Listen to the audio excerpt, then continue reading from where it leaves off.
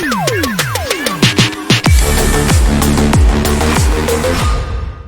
everybody, welcome to the Professional Evil webcast, which some people have said pew for, and I don't know if they mean a seat in a Catholic church or a stormtrooper's laser gun.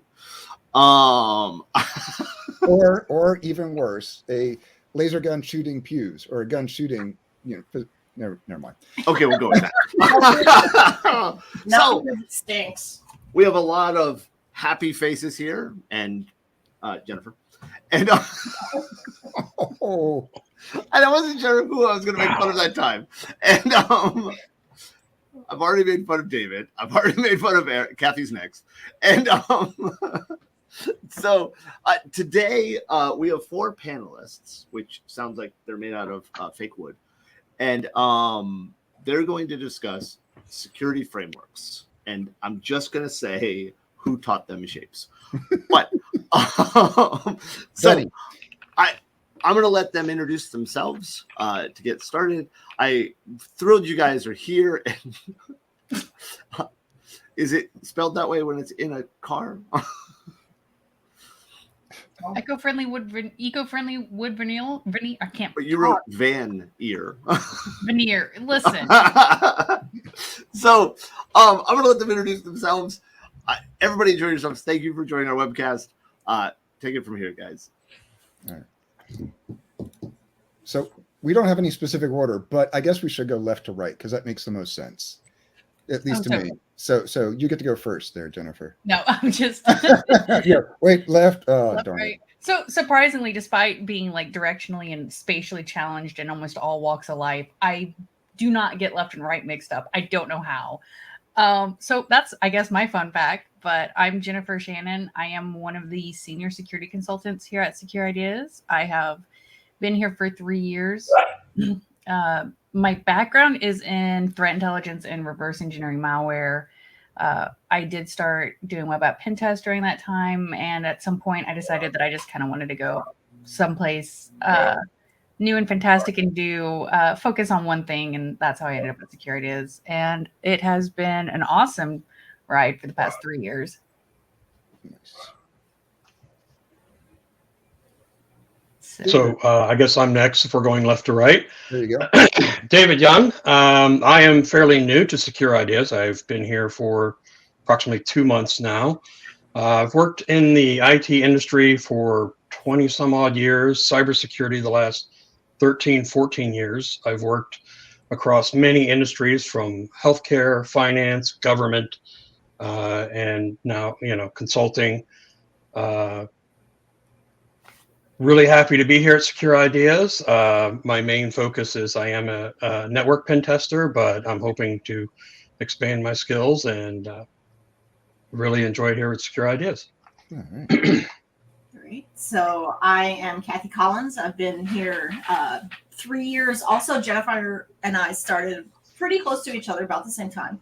I'm a security consultant here. I do mostly network and web app pen tests, a little bit of other things, but prior to Secure Ideas and getting into IT, I was a chef for 20 years. So that means that when I come into the office, I get to cook for Kevin, mostly. That's why she is Kevin's favorite employee. Yeah. I want to point out that Kathy offers to cook. It's not as if It's you go true. and say, Kathy, get It's the a lunch. joke. No, they say, don't make her cook. And I'm like, Yes. no, but I like to cook. So yes, it's one of those things we do back and forth that I think is funny. And I'm Eric Keene. I'm the principal consultant here at Secure Ideas. I've been with the company for 7 years, going on 8. My background is really focused on Windows, networks, architecture. I worked for large companies before I came here, entertainment and financial mainly. So we're here today because we want to actually kind of pit a security framework against another one. There's so many choices out there, right? We've only picked 4 because there are 4 of us. We didn't want to have everybody in the company come and join and have one massive discussion. I think Imagine that chaos. Yeah, that would be chaos.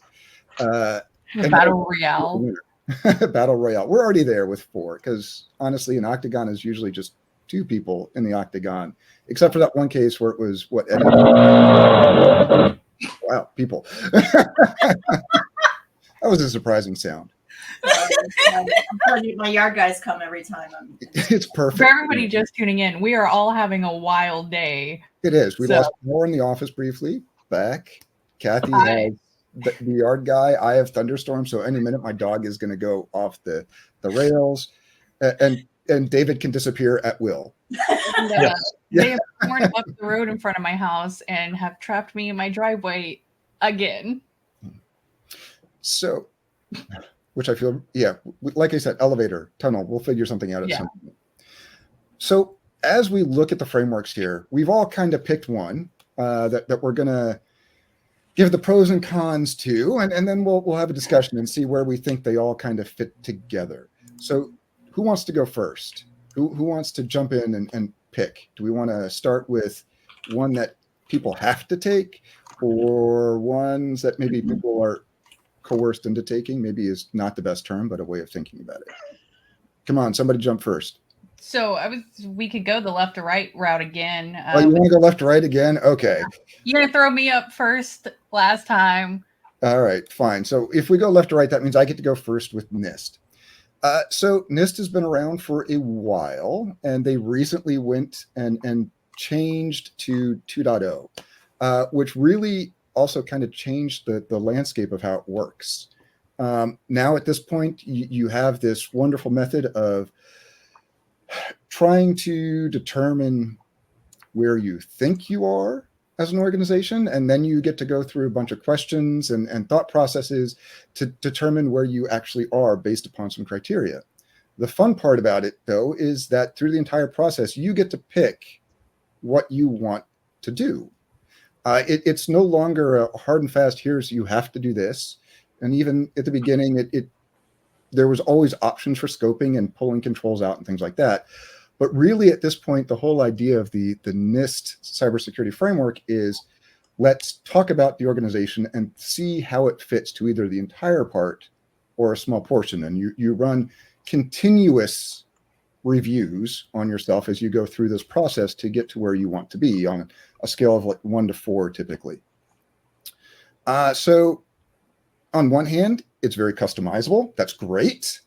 On the other hand, it's a lot of reading because the controls aren't predefined like they are in other places. You actually have to go to other sources provided by the government or groups to actually see true controls that you might want to put into one of these categories. And when I say categories, we're talking 22 and then like 110. So once again, 110 subcategories under that, all of which would have multiple potential controls that you have to pull from other books or other locations.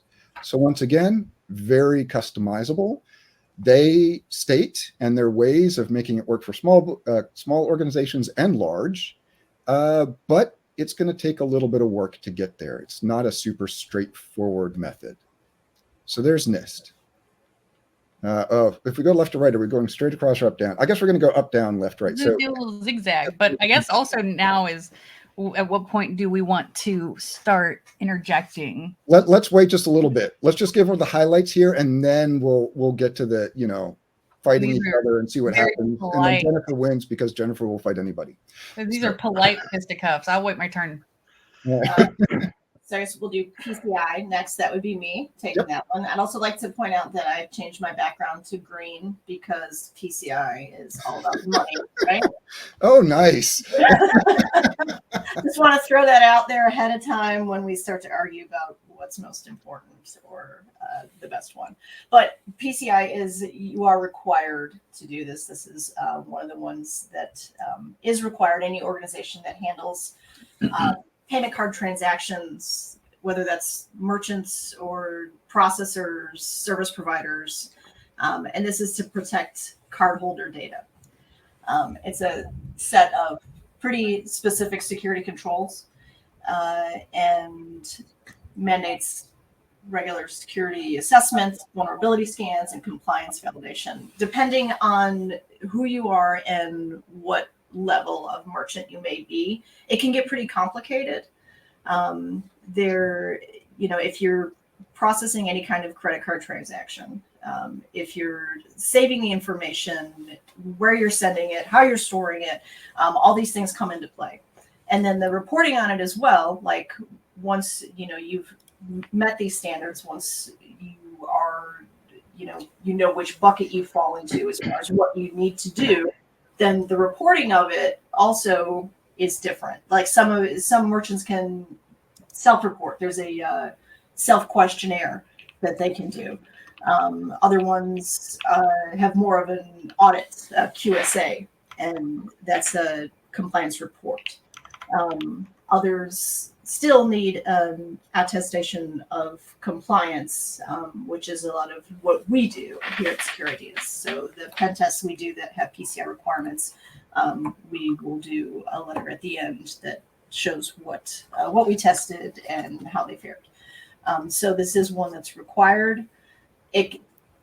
Pros are obviously you are protecting cardholder data and the money, which is what, if you're looking at attackers and what they're going after, what are they going after? Whether they're going after data or, information on people, like the goal of that is to get money, right? They're doing it for the money. So depending on what you look at for pros and cons, like it is pretty complicated. It can be pretty expensive, to make sure that everything's up to date and have all your testing done. The cons of it, backwards. Those were some of the cons. The pros are that you're keeping, the data safe. You're keeping people's money safe, their information safe, and you are less likely to get those higher costs from a breach as opposed to actually complying with these requirements. In a nutshell. 30-second view. Yeah. So next up is ISO. Woo! So, boy, ISO is a fun one. Okay, I say that. One, before anything else, I'll go ahead and very briefly, it's the one of the, and I'm probably shooting myself in the foot here whenever it comes to actual, like, trying to argue my point, but one of the things that you have to keep in mind whenever it comes to ISO is that there can be a cost associated with this. So this is, the ISO 27001. Is that how we say it? Because I know there's the ISO 9001, which was mostly quality assurance. Yeah. I don't know if it's 27001, 27001. I don't know, any one of those. But yeah, it ends in a 1. Yeah. It's published jointly by the International Organization for Standards and the International Electrotechnical Commission. IEC is one of those acronyms that I feel like we've all seen a lot, but if that came up on a trivia night, I probably wouldn't be able to answer it off the top of my head. But this specific ISO standard is for information security management systems, and it has 3 main areas that it focuses on whenever it comes to data in general, and it's the confidentiality, the integrity, and the availability. So 1, we have to protect the important data. Then we also have to ensure that this data is not being tampered with or compromised in some way, and that it remains consistently available. Whenever it comes to getting ISO certified or getting that little compliance sticker, though, 1, you actually, if I remember correctly, and I can't tell you exactly how much this one is off the top of your head, but if you want that list of standards, like 1 copy of it costs a pretty decent chunk of money, and then there's the additional audit associated with it. It is really nice to have, especially for larger organizations, but it can have quite a high barrier for entry for some of the smaller companies or open source projects that are maybe looking to get it. I just had, my brain just went. All right, so ISO. All right, anything else, or is that the high? The biggest thing with it is it's whereas the 9001 is built around consistently ensuring that the products you're releasing are of quality. the 27001 is around consistently ensuring the security of your organization and the products that you're putting out. And it looks at more than just the products in general. It'll take a look at the policies, procedures, people that are at the organization, controls that might be in place. It does have the ability to add exclusions. So if there's something within the organization that maybe would keep you from being compliant for some reason, but you can provide a reasonable reason why it should be excluded from consideration for the compliance or for compliance towards the standard, they will take that into consideration as well. All right. And that leaves us with the CIS controls and David. So CIS Controls, from the Center for Internet Security. They're currently on version 8.1. What's really interesting is they have what they call their 18 critical security controls. And if you read through these, they reminded me a lot of very similar to PCI, actually, to be honest. Simple, inventory control, inventory of your software, data protection, those type of things. But what CIS does then is they break it down into implementation groups. And they actually have an interesting spreadsheet, which is kind of nice, where you can say, if you're starting out, you should implement IG1. They consider that the essential cyber hygiene for your organization. And it'll tell you different parts of the controls that you implement or should implement under IG1. As your organization expands or grows, then they expect they recommend you move up to like adding IG2. So there's 56 in IG1, and then 74 you add on to that with IG2. And then IG3 really gears towards fairly large organizations. This is where you have a cybersecurity team internally. You have a pen test team. You have your GRC, your governance risk compliance. You have a SOC or of some type. And those add 23 more security guards, and those branch more into the pen testing and those type of items. So the pros to that is I feel it was very detailed. A lot of this is provided from security experts around the world. They've kind of compiled this information in here for this. The documentation is very good on it, that you can reading up on it and what you need, letting you know what you do. There is a cost, but it isn't necessary. It isn't like PCI or ISO where, Jennifer, you mentioned there's a cost. There's also one with PCI. At a certain level with PCI, if you want to get a QSA involved, if you need ASV scans done, there's all costs. This all you can implement, especially with the beginning IG1. The downsides, though, a lot of documentation, a lot of reading to do in order to understand it. And then, of course, if you're starting from ground zero, implementing those things, generating that documentation, figure out how to implement it. It can be a bit complex. And when you start looking at 18 and you start looking at a total 153 cyber safeguards, it can get overwhelming if you try to take, if you try to eat that elephant in one bite versus in one whole chunk versus a bite at a time, as they say. That's kind of the high level for CIS. All right. So we have our 4 main contenders. There are a couple of other frameworks out there that are not really cybersecurity. And really, there's even more than the 4 we listed. We just have a couple here to briefly show how, while they may not be cybersecurity frameworks, they can impact your security choices and often will tie in somehow to your framework as well. In most cases, they will want you to have a framework or offer some general guidance of maybe you should have a cybersecurity plan in place. But ITIL is all about best practices for managing your IT service. And that doesn't mean you have to be a service provider, but the idea of how your IT departments are functioning with your organization and how they're working.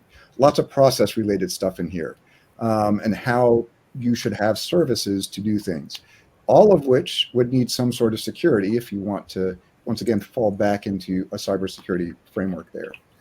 COBIT is all about IT governance. Yet again, lots about risk management still, IT governance, etc.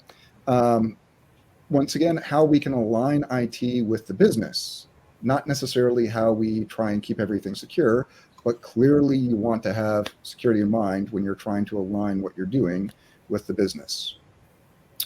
SOC, all about compliance and stating that your controls that you have declared are working as expected.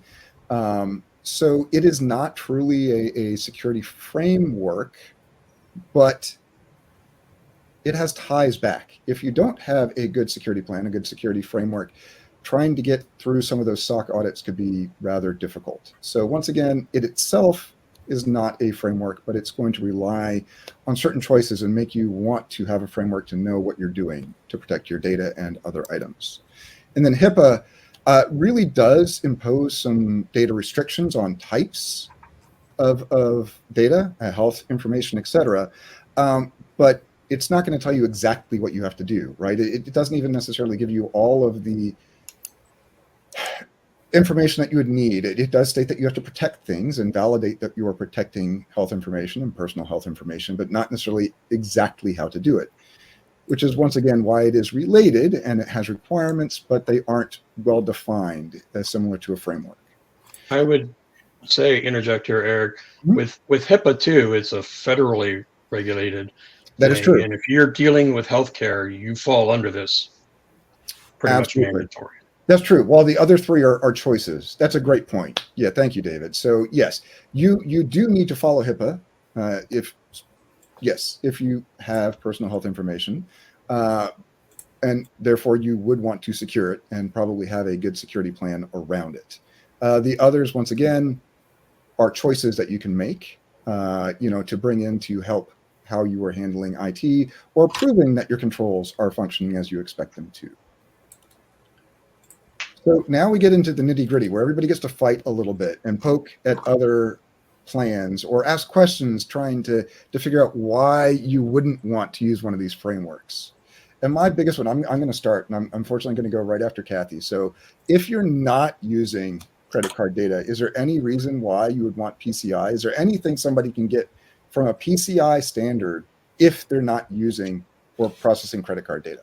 That's actually, I was going to say that too, because all of the other standards we covered, or the core ones, have they're broad and can apply to all sectors. But PCI itself is really as far as card payment industry goes.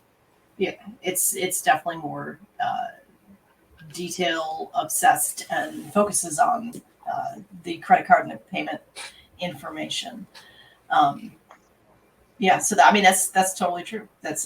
I'm sure that there's good lessons that could be learned from it, and there's no room for slackers in PCI, right? So if you follow the standards that are there, just overall, because it deals with the software being used to the development, PCI, covers a lot of that information too. So I don't see why. Except that it's so complicated.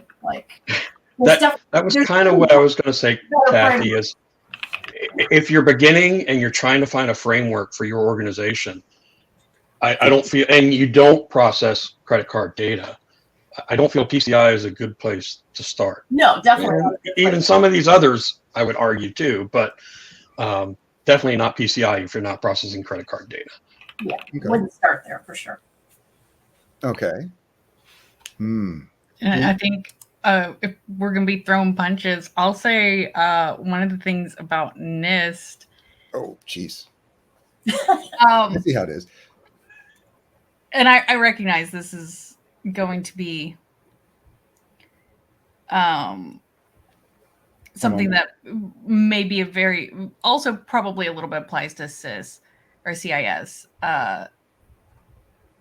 One of the things about it is that they do very much try to stick within that one size fits all kind of approach, or that they want to make it as broad as possible. But I think in doing that, it kind of becomes just like this checkbox Interesting exercise. So Your premise is that I choose NIST and I can change or choose and pick and choose, and therefore I will always pass. Is that what you're thinking about? No, it's more. I think everybody here has had at least one company that we've done a pen test for where you can tell they don't actually care. It's just a check. Okay. I see. So, I can kind of see that point. But when I think about it now, as far as a framework in NIST, I see it as the idea of continuous improvement compared to the others. That's where I see NIST coming in, because we are looking at ourselves, and we've chosen ourselves to be this size, and we know that we need to do these separate items. We need to have governance. We need to have all these different aspects, whatever they are. And yes, we do get to pick how we think we're doing and where we want to be. But as we go through the process and we look at our controls and we talk to the different groups, we actually get a rating, and it shows how far off we are from where we want to be. And so now we come up with a plan of how we're going to get closer. And then we get to come back together, and we talk about it a second time or third or fourth, whatever, and see how we're going. So we get this nice continuous improvement process now with the CSF2. So I think that is a winner, no matter, what size you are. Isn't NIST based off of the DISA? I thought NIST was based off, and I may be incorrect, and that's why I'm asking. Isn't NIST based off of the DISA cybersecurity rules and standards? So now I'm gonna forgiving my lack of acronym knowledge right now. So DISA, Department of Security. Oh man. Actually, I don't know the acronym for DISA, but I do know that they are the organization that for the government states, if you're going to run a Windows server, this is how it's going to be hardened and secured. If you're going to run a network. No, so good. So that's one. That's why I was saying one important aspect is now the CSF is broader in questions, and you point to controls that will come from like 853, et cetera, right? So you start pointing to controls that you're doing to meet these large guidelines. Okay. So as I stumble a bit in my fight, right, I have to take a blow to the head here, right? That's one of the problems with it. I have these questions that I'm trying to answer. How are we doing this type of whatever it is, right? How are we controlling access? How are we doing this? And then we, point to other items and we list those controls. So how you choose if they're appropriate requires me and my people reading other documentation beyond just the cybersecurity framework here that we're trying to get answers for. So it starts to get broader, absolutely. But it's not, there's nothing in the cybersecurity framework that says you have to follow those rules, right? It's these are my controls. It's good to have supporting information, but it doesn't say you have to use 853. Does that make sense? I will. Oh, go on, David. Well, I was just going to say, I've tried looking up, I hate to say, something in NIST, i.e. for our reports. And I found it cumbersome, even using the spreadsheet, trying to find something that matches that. Now, that's for pen testing only. I understand that we're talking on a more broader base, though, when we're talking about, inventory management, software inventory, access controls, and that. Those are more along policy and making sure people are following those policies. Mm-hmm. But and I'll even take a hit on myself too. Reading through the CIS controls are a bit cumbersome in that manner too. I was actually going to call that out because the CIS controls can especially be burdensome for smaller organizations that maybe don't have a large technical base. Yeah, like you're going to need someone who can provide you guidance, even with the beginning 56 cyber safeguards. You're going to need some help, especially if you're starting like you're saying with zero documentation, zero anything in place. Okay. And then but I feel that could happen with any of these frameworks, though. Actually, well, keep in mind for ISO, because while they say that it is for organizations of all size. I don't necessarily agree with that, just because if you go look at the cost associated with achieving an ISO certification, it can be anywhere between $5,000 to $30,000, if not more. That is really going to be geared more towards that medium to large organizations who can afford that. And the steps required with achieving the ISO certification are quite intensive. And if you don't have that knowledge, if you don't have that technical base and infrastructure in place, you won't be able to get it. But could you follow ISO standards without paying for this? I mean, you won't be official. You could. But you could follow those as a framework. Sort of. In order to get a copy of the ISO standards by themselves, even without having the audit done and go, because there's several stages associated with getting that little stamp of approval to even get the list of standards. I want to say it's like $120, I think. Don't quote me. It's been a little bit since I checked, for just one copy, and you're not supposed to make copies of it. Right. Well, this is free. Haha. Yeah. So that is the benefit. Yes. So we might be complex, but we're free. Exactly. Complex, but free. Okay. So CIS is free to download. What? That's CIS is free. Okay. Yep. And PCI. And PCI, is it free? Yeah. You can download that for free. You can download rules for free. Okay. So we've got free. We have one that costs a little bit of money to get started. Well, now for PCI, while you can download it and get started with it for free, and this might be a little bit of a ding towards PCI again. You have to, if I remember correctly, you declare what level merchant you are, and that will determine like the amount of cost input your company is required to be compliant with PCI, and like the higher ones are where it gets really expensive. Yeah, there's 4 level of merchants with PCI, and depending on how many transactions annually you process or handle, that'll put you in which category you are required to comply to. And the level 4 merchants are like under 20,000 transactions, or 20,000 to 1 million. But in that neighborhood, they typically can use the self-assessment questionnaire and do the quarterly network scans. But above that, when you start getting into the millions of transactions and you get to like a level 1 merchant, there's a lot of requirements, and it can be quite costly. You're not just talking about quarterly scans and assessment. Now you're talking about, pen tests and lots of compliance requirements. So yeah, that can, besides the compliance fatigue, having to go over all this stuff, there is a high cost associated with that, and you have to do it. So yeah. Yep. All right. So if I'm giving another benefit to NIST, the cybersecurity framework, it covers supply chain risk management. Is that with you guys? So considering how many problems we're seeing these days with, a vendor causing a problem, and I'm not even talking about, recent events, just in general, right? If I can't get that company, maybe I can get a company that's supplying something to my target. So NIST covers the idea about supply chain and how to maybe we need to think about governing who we are getting information from and what we're doing.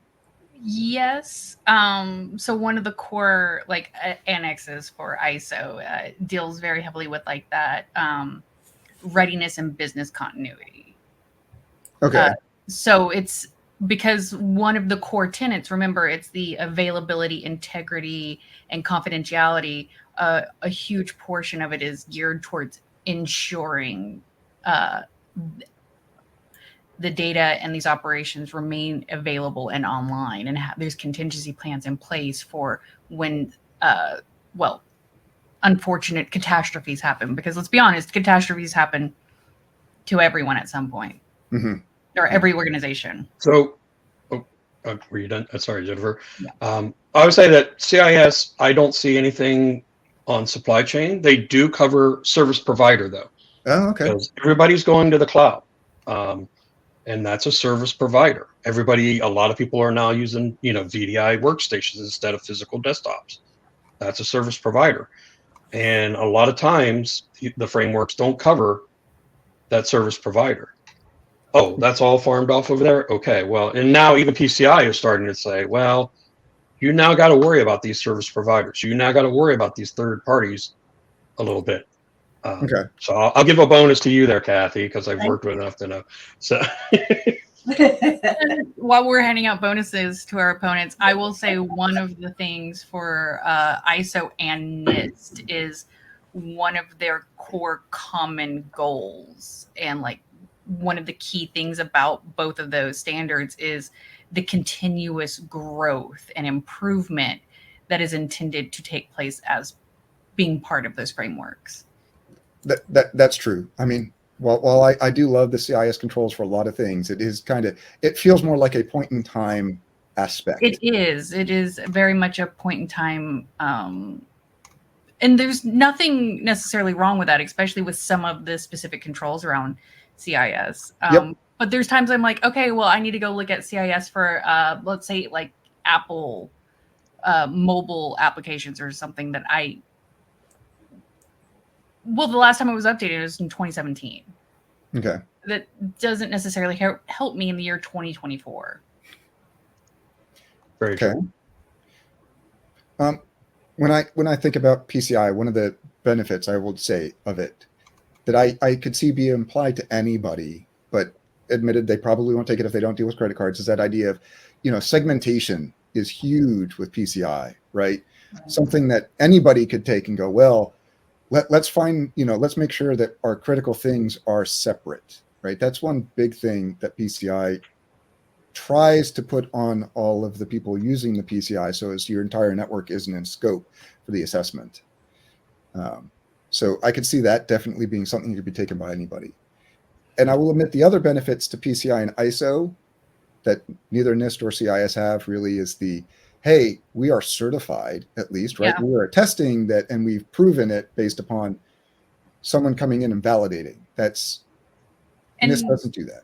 And I can say maybe being a globally recognized, like having a globally recognized. I knew you were going to throw that out there. I was going everywhere. NIST is from the U.S. I knew it was coming. The U.S. CIS in theory could be more than just global, but let's be honest, it's really geared more towards Western audiences. And I know this isn't, on the list for anybody here, but isn't also SOC similar to that, where it's more globally recognized? Yes, and having participated in some SOC audits, I think we should move on. I have to. I've been involved in some SOC documentation. I went, okay. Yeah. All right, so we've been talking back and forth. I'm trying to figure out. So in your mind, out of the four of us here, if you're talking about a small company, which one would you pick first?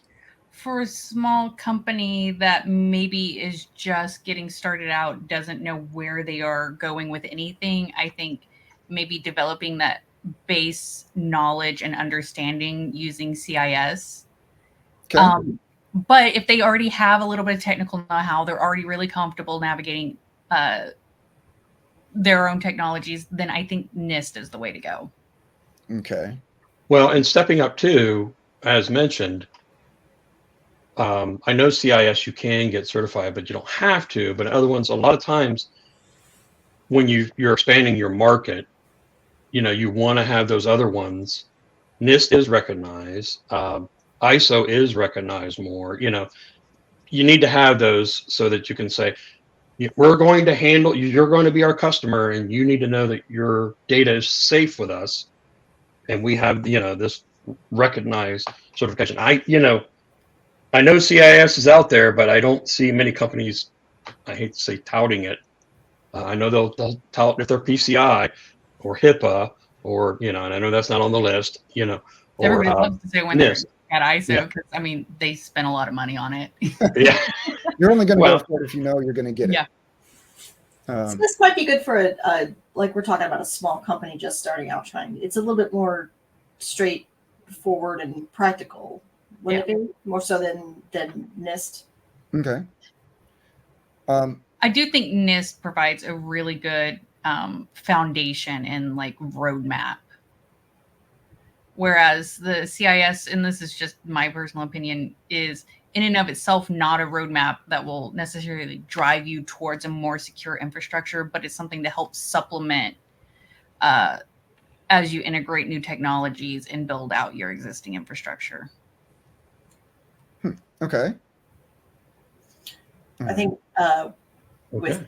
PCI, back to PCI, one of the things that I think it has going for it that everybody could look at more is the proactive approach to security. It's not like a check a box, a one-time, okay, we're secure, let's move on to other things. You know, there's the annual audits, the quarterly scans, and those other requirements are something that I think more places should be doing rather than checking that box. Okay. Fair. All right. So we have PCI comes in with you need to continuously do it. NIST is expecting you to continuously be reevaluating yourself. Yeah, ISO also requires annual audits from an auditor. So it's not even just like, oh, you pay for it and go through all this trouble of getting it. It's you will be paying an auditor for as long as you want to maintain that certification. So. All right. So I guess for the small company, I haven't seen anything like that for CIS. So yeah, CIS is something you can adopt in order to make yourself more secure. But all right. So did we come up with a winner that we thought, because we've been kind of bouncing back and forth. So now I'm like, we can't say that this one we like for the small company. So I think it's probably illegal to vote for ourselves. Yeah. So I'm actually going to throw in my vote for, I guess, the small guy, PCI. And I'm going to give one big reason for that, in that the way that PCI came about was not that it was like a requirement from a government or an industry or anything like that necessarily. It's the credit card companies got together and was like, hey, let's make people be secure if they want to use credit cards, so that way people stop getting compromised.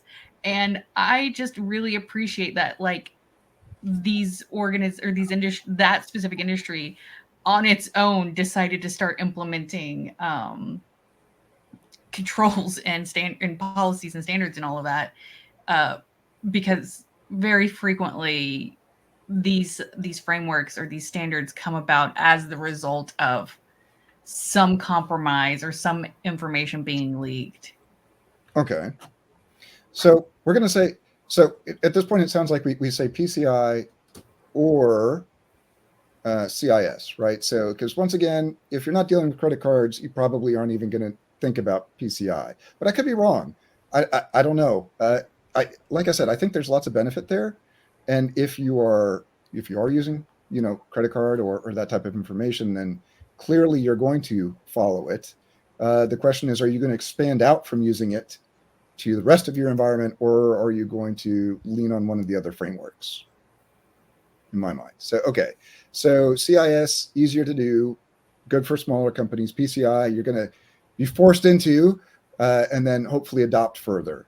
Okay. So what about a medium-sized org?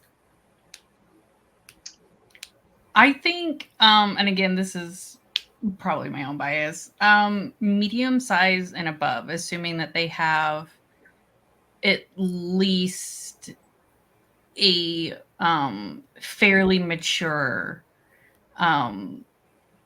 infrastructure,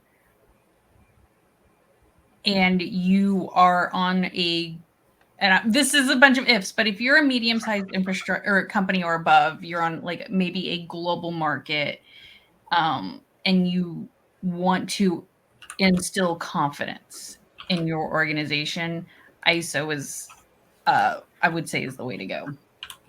Now, see, I'm gonna argue against that. To be honest, I feel a medium-sized company on the global market could go with NIST and still put that NIST confidence out there. Really only used in the United States, though. Right now, it is primarily here, but they're trying to shift that, right? So they've been working and trying to change and make it more approachable by everybody. Yes, and if you're not in a global market, if your main operating zone is in North America, I agree. It doesn't necessarily make sense for ISO to be your first choice there. Okay. But I also recognize, again, because of that higher barrier to entry and the cost of maintaining it and even acquiring it to begin with, ISO is not going to be for every organization. If you, especially at a medium level, it is going to be, you will need to very heavily consider if that is the route you want to take, because it might not actually be beneficial to you to do that. Okay. Especially when other things such as CIS or NIST exist. Yeah, I was gonna vote for NIST in that idea once again. Yeah. For size, if you're just starting out, it's going to be daunting. Absolutely, right? We need to have something. We want to start following a framework. I think NIST is going to be a little daunting to people because of how much there is there, how much you have to read. But if you can get into that idea, especially with how much of it now is let's talk about policies and let's talk about these aspects. Really will help drive an organization. I don't want to say further because that belittles CIS. But improving their security posture. Sure, CIS is great for, once again, I picture it every time. Hey, we want to look at something. We want to see how we are stacking up, how it is against a set of specific standards that have kind of been chosen for us. Right? You need to be doing this. You need to be doing this. NIST is great for me being able to say, well, I know we're doing these things and how it relates. So it may not be a direct one-to-one relationship, but the NIST framework is once again, customizable. You get to see how you're doing things from a list of potential options for you. Once again, it covers the idea of where we are on a continuous journey together, buy-in from multiple levels, not just necessarily a technical level. I think I do. I think I agree with that. I think that is a much more practical approach. Okay. And I mean, like I said, because when I voted ISO in the beginning, it came with the caveat if you're on a global market. Yeah. Which or once again, I think I think large organizations on a global market, or anybody who wants the certification that says we are absolutely following a standard that hasn't been thrown on us because we deal with credit cards, right, or credit card data. Because ISO is something you opt into. Yeah. So, all right. So we have multiple choices. They're all good. They all have some cons. So we're always stuck. I don't know if I have a clear, distinct winner over one or the other, because it really is. Do you need the certification? In which case, ISO. You're trying to start your journey. You need a prescribed set of things that are easy to relate to. CIS is a good place to go. Or you're doing a quick stopgap. CIS is a great place to go. You're on that continuous journey, and you're looking for something that you build upon yourself. I think NIST is definitely the way to go. And PCI, even though once again it's forced upon you, I think it has some really good controls, especially with 4.0, better prescriptive measures and things that need to be done. I think it helps solidify what should be done in those environments. So I think they're all great. And well, with PCI 2, it also can shrink to your level or grow to your level depending on the amount of business you're doing. True. Okay, you're only doing a little bit. Okay, you're going to answer this questionnaire, and we're going to ask, and they ask you, are you doing this? Are you doing that? How is this process? Is hand it off? That type of thing. And even at a certain point, you have to start asking. Even if you handle credit cards, and a lot of companies are doing this now, they shuttle it off to a third party, so they don't have to worry about storing the data. But PCI now has expanded to the point of saying, okay, well, you now need to ask that company that does it for you, are they PCI compliant? And can they provide your report, an attestation letter? Ooh, that was a hard word. It's an attestation is a word. Yeah. It's a word. It is now. So, that type of thing comes up with them. And I feel that's my initial introduction to PCI, they didn't have that, and I've seen them grow where now they've added that in. So I think we should make Kevin choose because I know he's. Well, I was going to say that in a minute. So I think my highlight though so far is, you know what? Pick one, right? NORG should pick one. You should be working. It's good to have standards of some kind to follow, a process to follow. Clearly, you want one. You know, depending on where you are, they vary, or what your goals are. I think at the end depends. There's not a one size fits all. Yeah. Yeah. Which it is, I think, very much goal dependent. Okay. All right. So what does Kevin think? Who won? Well, I think the question is, which of you is handing me $20? Well, I was going to say, I'd like to what's your MO ID? cook lunch for you, right? So, you know, The real support. I'm sorry. I got it. The real security framework was the friends we made along the way. Say I got a juicy steak over here, Kevin. Just saying. Yeah, we know. I personally believe that anything Kathy says is correct. I personally, if I was going to pick one to follow, I'd pick PCI. And my reasoning, if I only had to pick one, if I could, let me rephrase that, if I could only pick one, okay, I would pick PCI. And my reasoning for that is there's a couple. One, I believe out of all of them, it's the easiest one to show proof of compliance. Please hear the italics and quotes around proof, right? Two, because it is driven by the credit card systems, very many organizations already have to follow it, even if they don't think they do. And that doesn't even get into my comment I made in the chat. And three, I think that it is probably the closest one to how an IT organization should be building their systems anyways, right? And by should, I mean, if you think about how they build them, they're probably doing that already or something close enough. I don't know that I'm right. I don't know that I'm smart enough to make that agreement, but I think you have merit. Like I pointed out earlier, right? That the huge benefit, one of the big things that PCI wants you to do is that segmentation, something that everybody kind of says, hey, you should do this, but they are, you don't need to do it with PCI, but you really want to. Yeah. It is highly suggested with PCI that you have segmentation. Yes. Something that would go everywhere. It's just a matter of, once again, when you're looking for frameworks, unless you somehow know you need to do it, it's not one of the top ones that comes out. But I think I agree with you. I think there's a lot of great material in there that anybody could incorporate. It's just you're going to have to figure out how to translate it to non-credit card stuff at times. Yeah, I was going to say, is PCI still going to be your recommendation for an organization that does not process sales at all? Yes. Okay. Yeah, because of those reasons. Those reasons have nothing to do with credit card data. Yeah. It other than the fact that if you deal with credit card data, you probably have to do this already.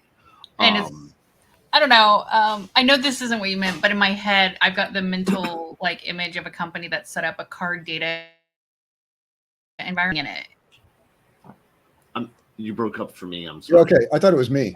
Oh, no, it was me. I was saying that in my head, and I know that this is not what you meant, and this is not at all the takeaway from what you said, but in my head, I had a mental image of a company that set up a card data environment with nothing in it, and they have segmentation tests performed on it. I can totally see it.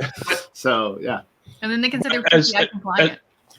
As Kevin's saying, though, so you change CDE to whatever your sensitive data is. This is all my IP. Yeah. This is, all the contracts we got coming up with the government, per se. That could be your CDE then if you want to relabel it. I definitely get that. And it's actually a point that I agree with. I just, I think it's funnier the other way. It is funnier. Yeah. Yeah. I will agree. Interesting pen test, though, wouldn't it, Jennifer? Here's the CDE scope. There's nothing in there. I'm not going to say that I've had tests similar to that, except for I totally have. Yeah. We have. I've tested a static page one time with nothing on it, and that was the only page in scope. So, yes. We've had some goofy tests. That way, let me be clear. That was not at Secure Ideas. Yeah. No, it was. Okay, well, let's talk later because Yeah, I'm like, what? but anyway, so good job, Kathy. You win. There you go. Picked by Kathy.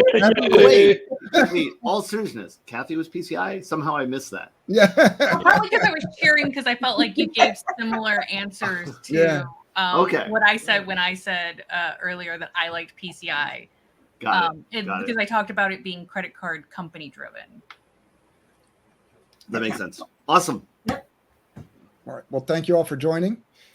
Do we have any announcements for upcoming things, Kevin? No, we've got some events we're going to. They're all on our website. We're going out. I don't believe that any of us will be at DEF CON or Black Hat, which is interesting. But I have other conferences around the same time. time. I have so many other conferences I'm going to. It's I know me and Kevin are both going to be at the ISC2 Security Congress.